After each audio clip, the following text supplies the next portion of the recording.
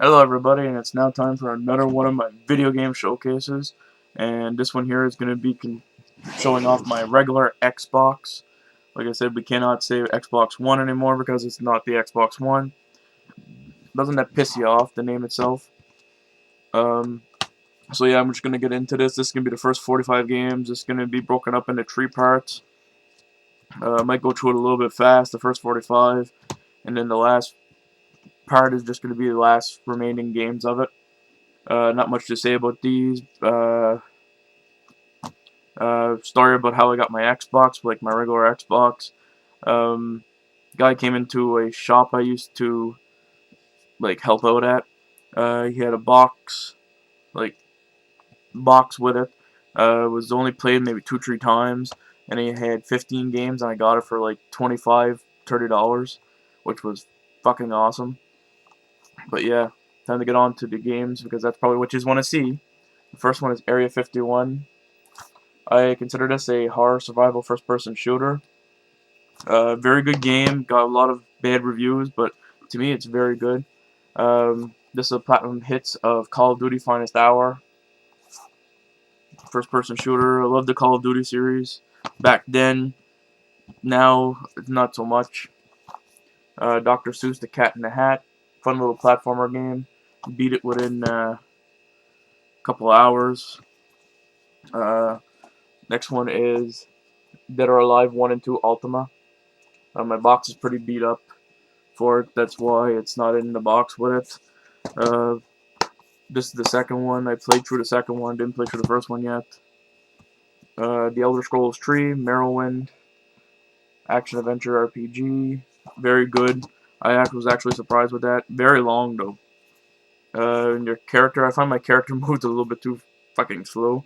Could have been because I had too much weight onto him or whatnot. Knight's Apprentice, Memoryx Adventure. This is an Xbox exclusive. Uh, Fun little platformer. Controls were hard to use, but besides that, it's pretty good. This is one of my favorite horror survival games. This outranks any other horror survival game I play. I usually play this every year at Halloween, and that is The Suffering. Either I play it on the Xbox or the PlayStation 2. I rather play it on the Xbox due to the controls being a little bit more fluent, like the trigger and all that. Next one is Teenage Mutant Ninja Turtles 2, Battle Nexus. Cartoon style beat 'em up.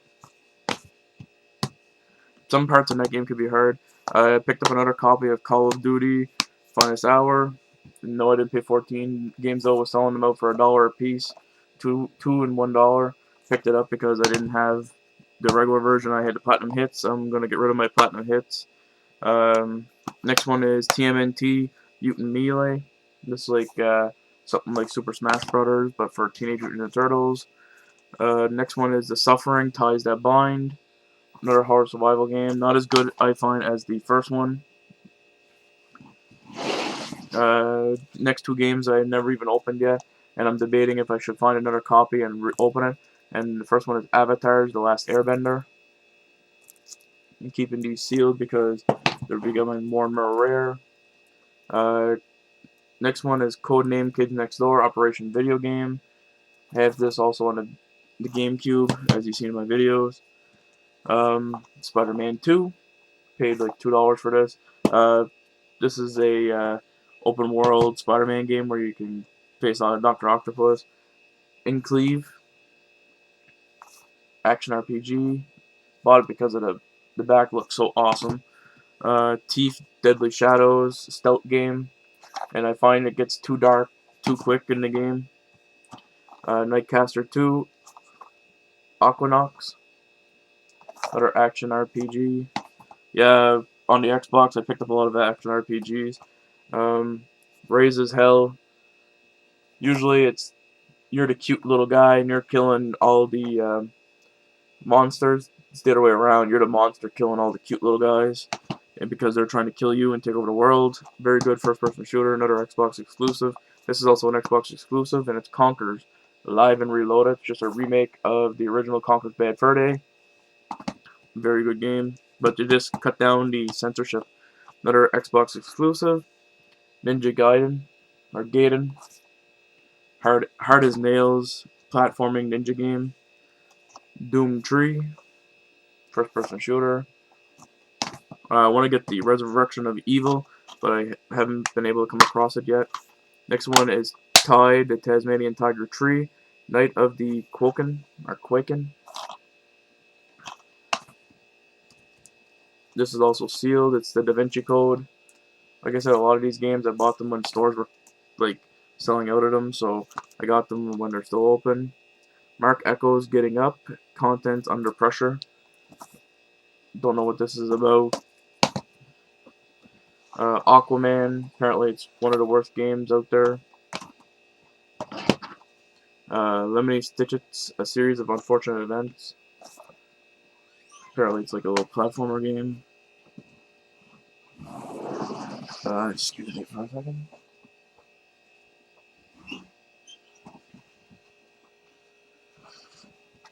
Sorry about that. Next one is Batman Begins, platformer game with stealth. Action-adventure game, sorry. Painkiller Hell Wars. Apparently this is a first-person shooter, and it got a lot of good reviews. Never played it. Aragon, I wonder if it's just like the 360 version. Looks like it. Like the back cover is all the same and that, so probably is. I did beat the 360 version 100%, so. X-Men Treaty official game. Play as different characters. You play as Iceman, Wolverine, and Nightcrawler. I don't think you play as anybody else. Mortal Kombat Deception. Fun little fighting game. Heard the GameCube version has exclusive characters. I don't know. Looking for the GameCube version just to prove that. This one here, you fight Onaga, which is the Dragon King. Next one is Enter the Matrix. Look at the shiny cover for a crappy game, apparently. Paid $2 for this one at the dollar store. The Matrix, Path of Neo. Another shiny covered game. I think it's a action-adventure game. Pariah. First-person shooter. Magic the Gathering Battlegrounds. This, something like dodgeball. You pick a team of cards, put them on the side, and then they fight in the middle or whatnot. Looks very unique. Next one is High Roller Casino. Just play casino games. Nothing very unique there. Blink the Time Sweeper. Action platformer game. Apparently use a gun to control time and everything like that. The Incredible Hulk Ultimate Destruction. This one here, you can destroy anything in the game. You play as the Incredible Hulk, destroy and run and destroy everything. Very good. I only paid like $5 for it I was looking for it for a while when I finally came across it. Next one is Van Helsing. Another movie title game. Doesn't look that hot as the gameplay goes. Probably when I play that one, I'll play my GameCube version just to do comparisons. Next one I'm happy to get. Apparently it's an action RPG type game, and that's Star Wars Knight of the Old Republic. When I seen that, I had to pick it up. I heard things about it. This is another game I picked up for like $2 at GameZone when it came in, and that's the Haunted Mansion. I think this is a little platformer game. I don't know.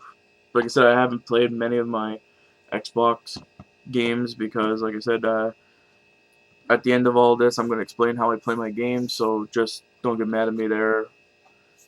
After I explain, you'll understand everything. Next one is RoboCop. Heard it's a very bad game. I had to get it because I'm a big fan of RoboCop.